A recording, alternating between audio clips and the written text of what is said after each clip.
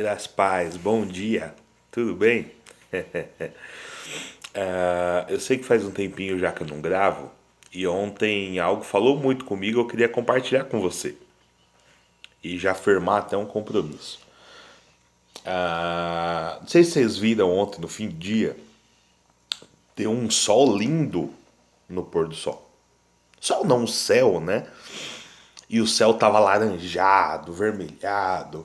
E eu vi várias fotos de vários lugares muito lindas, muito lindas. E eu comentava isso com minha esposa no fim do dia, ao ponto dela, até no status do WhatsApp dela, ela fez um vídeo voltando, ela precisou buscar um remédio do meu filho ontem, do nosso filho, né?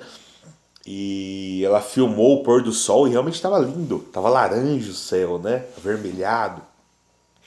E a gente chegou em casa, ela chegou em casa, a gente comentou sobre isso, enfim. E a gente viu o status de um irmão na fé, era uma foto de um céu avermelhado, e ele fazia menção num texto de Mateus 16, onde é Jesus falando. E ele dizia assim, até queria compartilhar. Mas Jesus respondeu: chegada a tarde vocês dizem, teremos tempo bom, porque o céu está avermelhado. E, e a minha esposa até comentou, falou, nossa, que texto legal, mas eu queria saber o contexto. E ela leu. Eu li um pouco junto com ela, e antes de dormir a gente compartilhava sobre ele, né? Ela me perguntou, mas o que quer dizer? E a gente foi ler junto. Eu no meu celular, ela no dela, né? Mais fácil a gente ter a Bíblia no celular. Eu tenho muita prática de estudar por ele, enfim. E, e o contexto é um pouquinho diferente do que tinha nesse texto da imagem.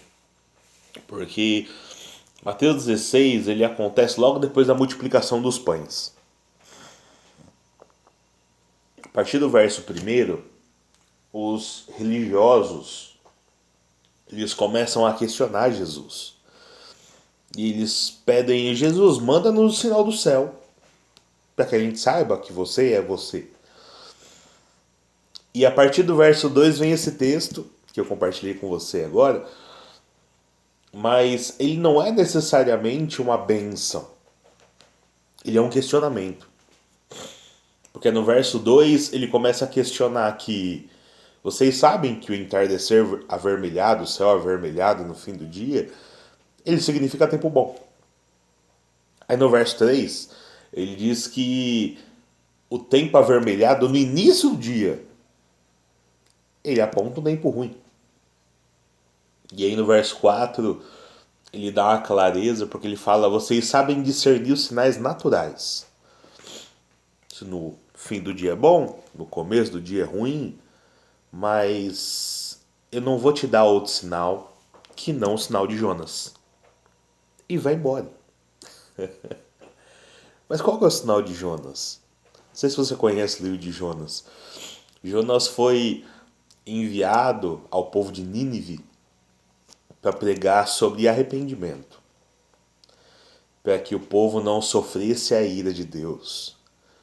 E Jesus veio justamente por isso, para aplacar a ira de Deus pelo meu e pelo seu pecado. Mas o que me deixou mais calmo nesses dias que a gente está vivendo, trouxe paz para o meu coração, foi o restante do texto. Porque logo depois disso que eles foram para outra margem do lago, estava Jesus e os discípulos, e do verso ali do 15 ao. Do 15 não, do 5 ao 12, perdão, do mesmo capítulo 16, Jesus começa a conversar com os discípulos.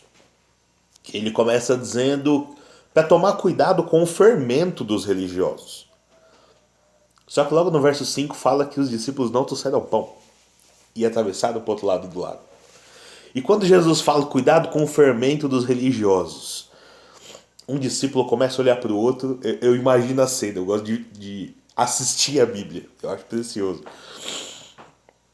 E aí os discípulos começam a discutir e eles perguntam, primeiro eles começam a perguntar, mas será que ele perguntou isso pra gente, porque não temos pão? E eles começaram a discutir sobre pão, achando que quando Jesus falou do fermento dos fariseus, dos saduceus, fermento dos religiosos, ele falava sobre comida, porque o Jesus tinha acabado de multiplicar os pães. E eles começam a discutir entre si, aí Jesus para e pergunta para eles: por que vocês estão discutindo? Por que vocês estão falando sobre pão? Esqueceram dos milagres que já aconteceram a partir de mim? Então ele lembra da primeira multiplicação de pães, ele se recorda da segunda multiplicação de pães, e mais do que isso, ele lembra. Vocês não se recordam quantos cestos sobraram de um lugar onde não tinha nada? Quanta provisão pode vir a partir da fé?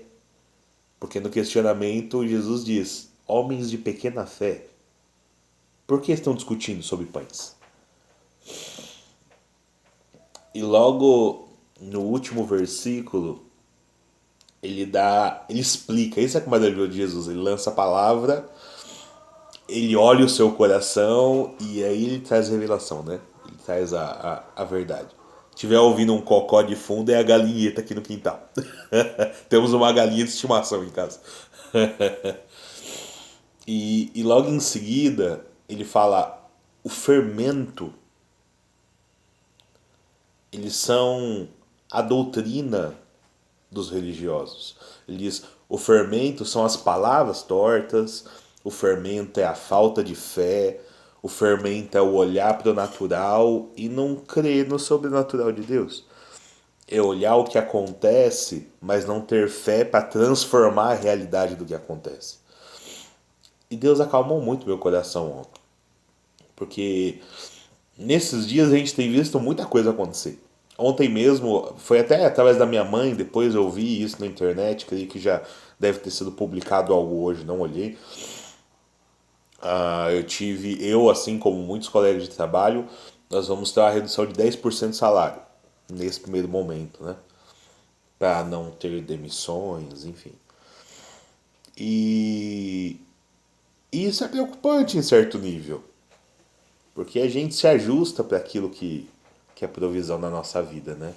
Mas se a gente parar para olhar só as palavras que nós recebemos, a gente tem desespero.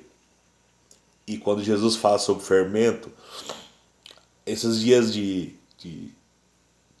isolamento em casa, minha esposa tem feito muitos pães. Já tentou fazer pão sem fermento? Não cresce. Se não usar da maneira correta, não cresce, né? Mas quando Jesus fala disso, ele fala justamente para tomar cuidado com aquilo que tem chegado no seu coração. Porque se nós dermos lugar, isso cresce, toma um espaço que não deveria, e o resultado nunca é o que, não só o que nós não esperávamos, mas o que Deus esperava para nós, não de nós. O que eu queria te dizer é que nesse período de crise, nesse período de reclusão, nesse período da perda de trabalho, eu conversava com meu irmão, ele dizia sobre uns colegas de trabalho dele que têm passado muita dificuldade por estar com seus estúdios fechados, as lojas fechadas, enfim. Mas quando nós estamos com a fé no lugar correto, a provisão nunca vai faltar. Lembre-se da multiplicação dos pães. Quando não tinha nada, Deus multiplicou para 4, 7 mil pessoas. Quando a gente olha para a nossa vida e entende que não tenho mais nada, meu Deus, está todo mundo morrendo, eu vou morrer também. Não dá lugar para isso. Coloca a sua fé no único que pode guardar você. Eu amo o Salmo 127, o verso 1. Deus me deu essa palavra antes do período que a gente tá passando agora. Que ele diz, no final do versículo 1, que em vão vigia o sentinela se Deus não os guardar. Não diz que nós não temos que vigiar, não diz que o sentinela não tem que vigiar, e também não diz que Deus não nos guarda. Nós precisamos vigiar e crer que Deus nos guarda. Então, em nome de Jesus, nesses dias, vigie, se guarde, álcool gel, máscara sim, é necessário, mas sobre todas as coisas, creia que é Deus que tem te guardado, é Deus que te dará provisão, é Deus que dará o melhor que você precisa viver para esses dias. Esse tempo que você está sozinho em casa, aproveite. A tecnologia nunca nos aproximou tanto. Aproveite esse tempo para dar uma palavra de ânimo, para falar com aqueles que você não tem falado, para abençoar aqueles que você nunca teve abençoado. E eu não digo dando algo simplesmente, eu digo com uma palavra de ânimo, não com fermento religioso, mas com uma palavra que alimenta. Da mesma maneira que você possa crer que o Senhor já é toda a provisão que você precisa, que o Senhor já é tudo aquilo que você pode ter de melhor nesse tempo. E Ele vai prover. A palavra garante, a minha experiência como cristão me disse isso, e eu creio que a sua experiência também pode dizer. Dá lugar ao Senhor e que o alimento certo chegue ao seu coração. Amém? Bom dia, e já queria até firmar um compromisso com vocês. Deus tem falado muito nessa última semana comigo sobre experiências que eu tive na palavra, sobre ouvir. E eu queria gravar sobre isso. Eu queria, se você tiver oportunidade, tem uma Bíblia aí perto de você ou no celular, leia o capítulo 8 de Lucas e eu queria compartilhar aos poucos sobre o capítulo todo, porque ele todo fala sobre ouvir. E o que quando a gente ouve a coisa certa, o ânimo vem ao coração, né? Que o Senhor o abençoe, um excelente dia e até o próximo vídeo.